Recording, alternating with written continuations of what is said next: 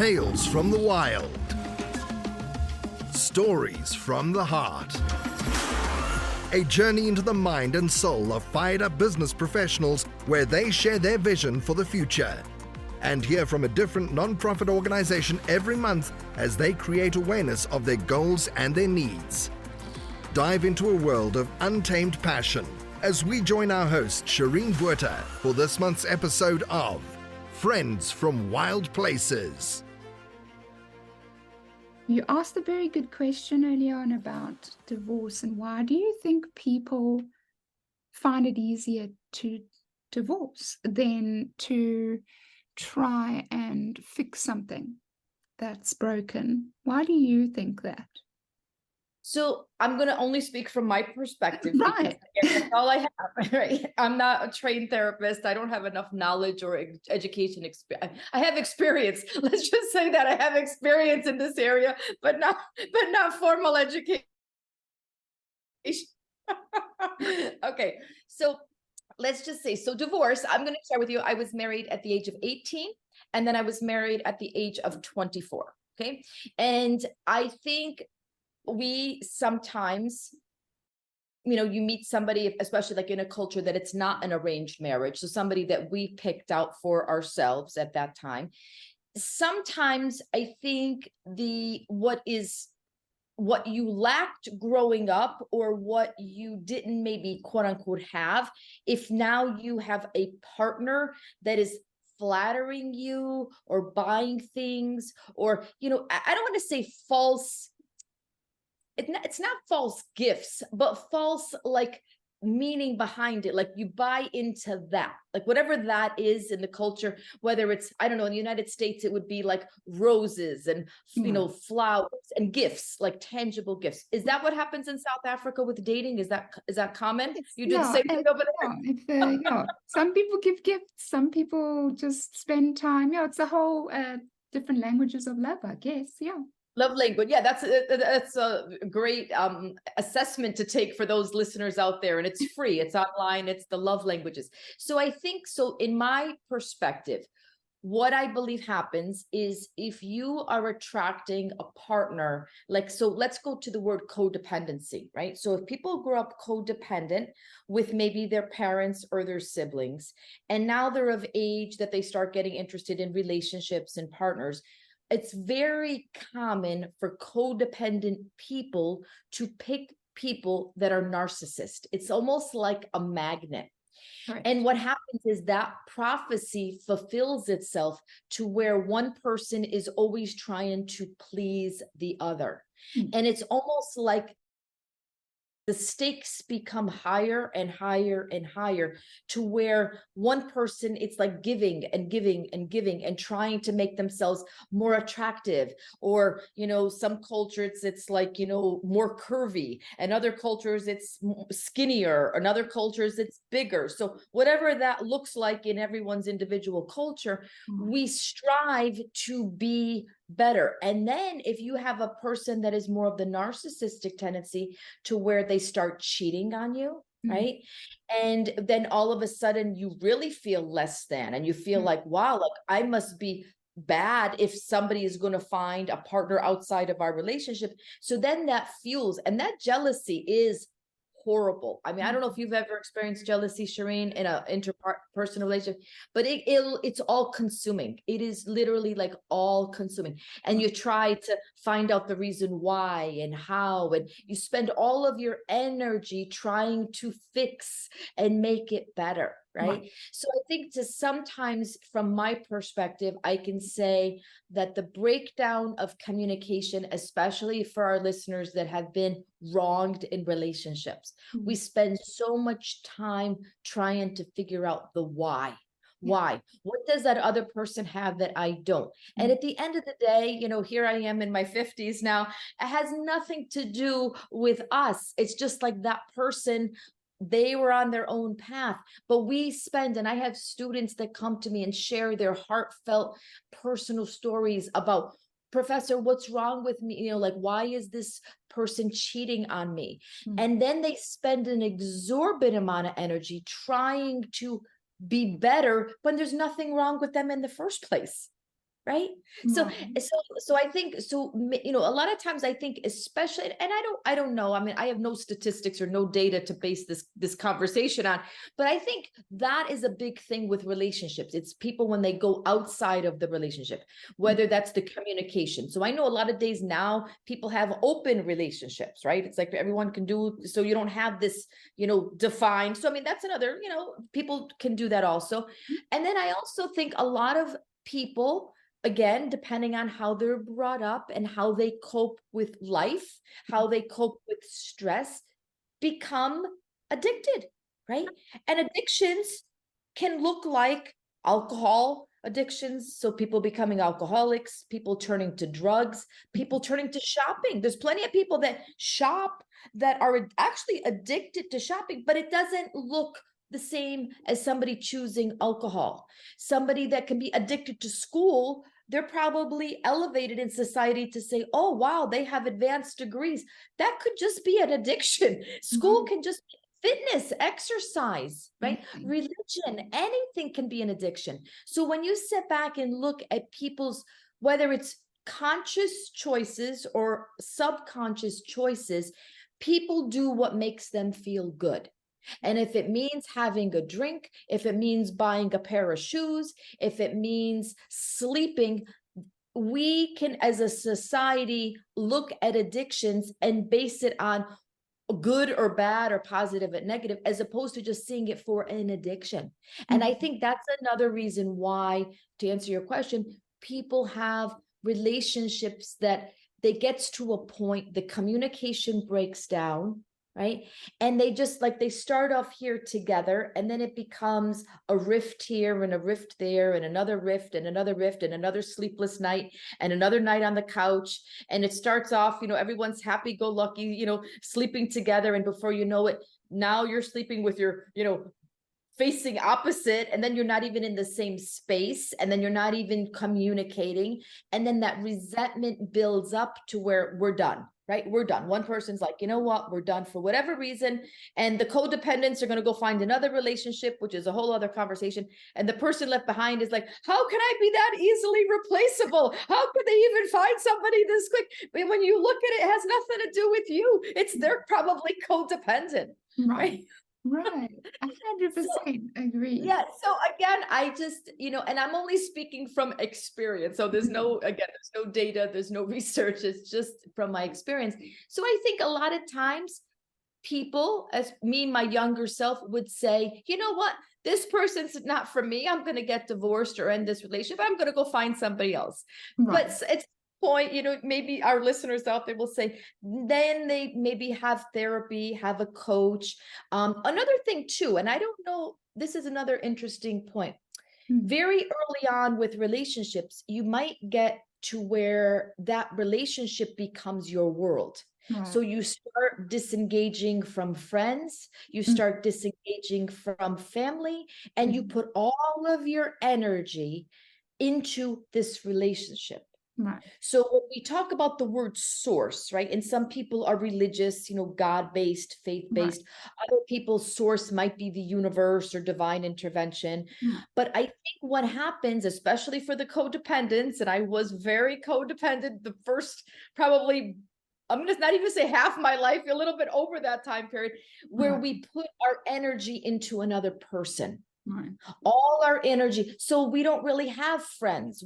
Really have, you know, family. We're putting all of our energy into the relationship. So when that relationship, quote unquote, crumbles, or whatever word you want to use, fall apart, break up, we are finding ourselves isolated. And it's harder to get out of that isolation. So my recommendation for listeners out there, Shireen, is to maintain our own self the best that we can. And the minute we say to ourselves that we want to, quote unquote, fix somebody else, change ourselves, that's when, and you should, these are my lectures in my classroom. It's like they got to do self-care, self-preservation. I know the buzzword now is self-love, but it's like, if you're waiting for somebody to buy you roses, go buy yourself roses. If you're waiting for to, you know, take you out to dinner, go with your friends out to dinner, take yourself out to dinner, because we sometimes wait our whole life for the magical person to come along. And that's a whole, growing up, I think we've shared this comments and on other podcasts, you look at the fairy tale, right? Somebody's going to come save us. Somebody on a beautiful horse is going to come in and swoop us up. And you see that with all of the storybooks. And that's what we're told, right? That's what we believe. Right. Yeah. And when it doesn't happen, it's like, okay, I'm going to get rid of this person with this horse, and I hope another one comes along and saves me the next time. So I think self-investment, whether it's resources through education, and as you know, as a non-traditional student, for those listeners that don't know me, I started my academic journey as a single mom at the age of 35 years old for my associate's degree. And I will say that education is probably one of the best opportunities to find yourself. And some people have the mentality that they don't want to go to school until they know what they want to be. Yeah. And I will challenge any listener. And I know we've had many discussions. I've had this discussion with several students out there, and you know who you are, because sometimes the opportunities through the educational system will give you opportunities that you didn't know existed, because you're only basing your experience from your own individual household, friends, and perspective.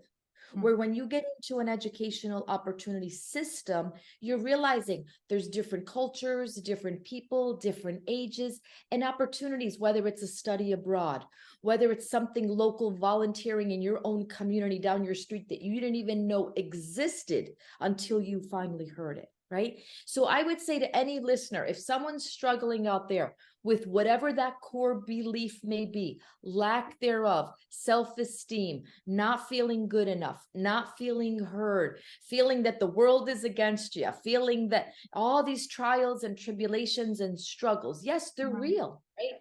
But we can step out of our own mind to say, you know what? This is based on my conditioning, and that may not be the truth. Yeah. Right. 100%. Thank you, Tanya, for sharing that. And, it's so important to note that you've got to fill all those empty places first before you enter into a relationship with somebody else. And I encourage you to do that, because if you don't fill those places up that are missing in your life, you're going to expect your partner to do so. Not necessarily conscious of it, but you will eventually, and you'll put a lot of pressure on them, and they'll end up filling those places that they shouldn't. And therefore there goes the confidence, there goes the codependency, as Tanya puts it. Fill those places up with who you are, and first, before committing into any sort of a relationship, so that you can be two separate entities working together on one path, instead of trying to suck each other dry with trying to expect them to fill up what is empty in your own tank. So yeah, I don't know if that makes sense. Yes. So Shireen, so we've come to the part in our podcast conversation as far as, so what are some things that you do to demonstrate self-love for yourself? What are some things that maybe you like engage in, or, what would you say? How do you demonstrate to where maybe if you want it from somebody else, what are some concrete things that you are doing for yourself? I'm doing therapy for myself. That's one thing, nothing wrong with finding a therapist. And when you do find a therapist, do it for yourself. Do it for finding forgiveness. And if you're hearing my dog flap her ears, Rolo has just woken up for a very long nap. So can we see Rolo? Can she come see Mama before she goes for a nap? Right. No, it looks like she's going to come down the ramp now. So I'll lift her up. She's on a ramp? She has a ramp? Yes, she has her own ramp that she gets up and down the bed with. So she's stretching and waking up, and then she'll probably come down there, and I'll lift her up for you to see. But so probably the other things that I do is definitely I go hiking for the day with my backpack. I get away to the mountains and do some backpacking if necessary. The other things that I like to do is I do wake up and I have meditations in the morning, and I do that to ensure that my mind is in the right place to start the day. Because when I don't spend time doing that, I tend to have, my day seems to be off. My day seems to be a little bit weird. So I need to do my meditations and my journaling just to get my head in the right space. Other than that, I think those are the main things that I do. Just Okay. If you don't mind me asking, your meditation, what do you mean by meditation? Explain what you do? Because I know there's a whole spectrum of meditation. There's guided meditations, there's transcendental meditation, there's different variations. So when you say meditation, what does that mean to you? So my meditations consist of breathing meditations. I do just focus on what I feel, hear, taste, smell. I try and calm my mind down and listen to my heart beating, just to still my mind for a little bit. And once I've gotten to that point, I get to be appreciative of how much God's helped me through so much. I'm not a religious person, but I am a spiritual person, and I do believe in the historical account of Jesus Christ and what he did for so many people. And he was a pretty rad guy, and he just loved. He spent his entire life sitting with thieves, murderers, and just loving them. And that's a pretty cool example to follow. And he has just been so good to me, and I have no reason to think any way other than that. And the reason why I say I'm not very religious is because I'm not trying to be funny, but one of the biggest problems Jesus had was with the religious people. Mm-hmm. And so I really have a big problem with what religion does and the religious organizations and the damage that they've done, and still to this day. So I really do have a little bit of a problem with religion. So I don't like, I'm not a religious person in that aspect, but I know I am very spiritual. And so gratefulness, understanding that there is things in my life that are happening that are out of my control. There's nothing I can do about those bigger things. And all I can do is focus on the things that I can control and the decisions that I can focus on. And so for me, that is really hard. And I'm sure it's hard for many other people. But I can't, it's very draining to try and control those things. But just to get into a mental space knowing that you can't control the big stuff, the little things you can, but also know that you can only do the best that you can with what you have. And that is enough. And that is okay. And we move on. So yeah, that's what I mean by meditation. By meditation. Okay. Oh, very nice. Very nice. And a couple of things that I've found over the years that have worked is, so for me, I do meditation. Mine is a silent meditation. Nice. And as many listeners out there that know me personally, I started off meditating about 7 years ago, I think is when I started this quote unquote self journey or inspirational journey. Is I couldn't even silently quiet myself for 1 minute. I would set the timer, my meditation timer, and I would open my eyes 10 seconds in. I'm like, when is this going to be over? And now I can do usually about 22, 25 minutes silent meditation. But as you brought up a good point, I like having a routine, right? That works for me. But sometimes, maybe you sleep in a little bit and you're rushing and you don't get to do the meditation. So what I find now is I can reset myself at any point during the day, any point. So let's just say the morning got ahead of me, right? Maybe I had meetings to go to. I can always, you know what? Let's shut off the electronics, the computer, whether I'm at work, whether I'm home, maybe just go to a space and just do it for 5 minutes or 7 minutes or whatever that looks like. It doesn't mean that I have to go to sleep and sleep the whole night to start fresh tomorrow. I can reset myself throughout the day. And some people might resonate with maybe taking a break, right? Cooling off. If you're at work, things are just kind of off. You had some words, you're not on the same page. You know what? Just go breathe, right? And then, people minimize breathing. I mean, if you think about back to our women conversation, childbirth, I had a C-section, but I did breathe for 22 hours prior to the C-section.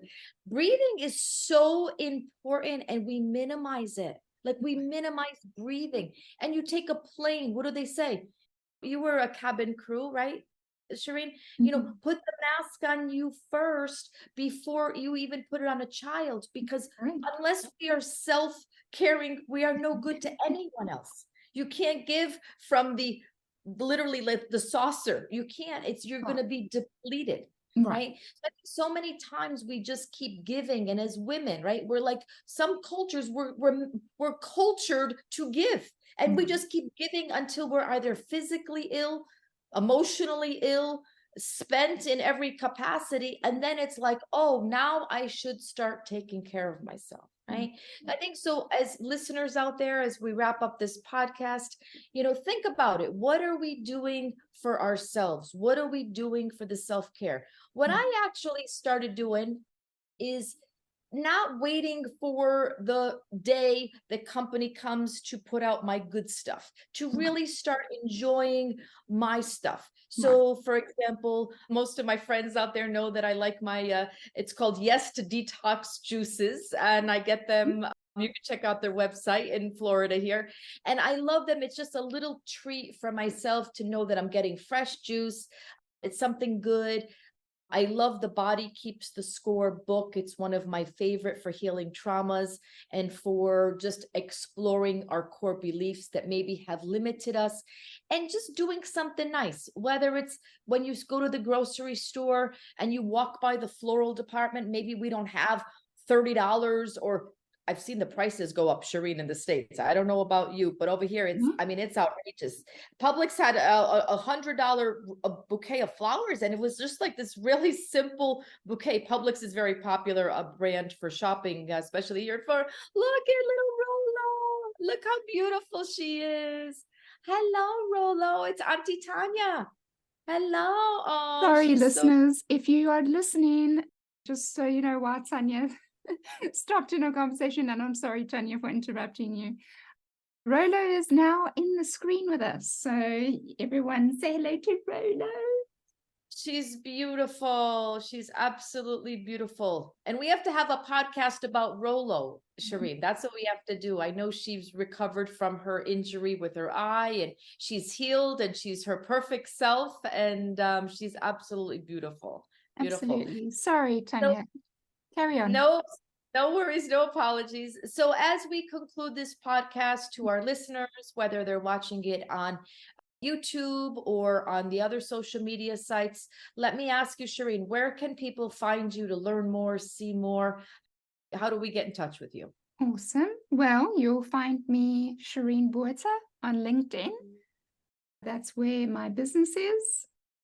As well, I do have a website, but you'll find that on LinkedIn. So all the information regarding me is on LinkedIn. So you can find me, Shireen Buerta.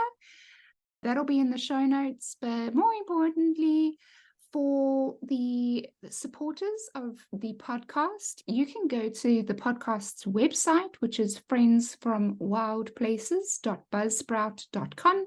That's friendsfromwildplaces.buzzsprout.com.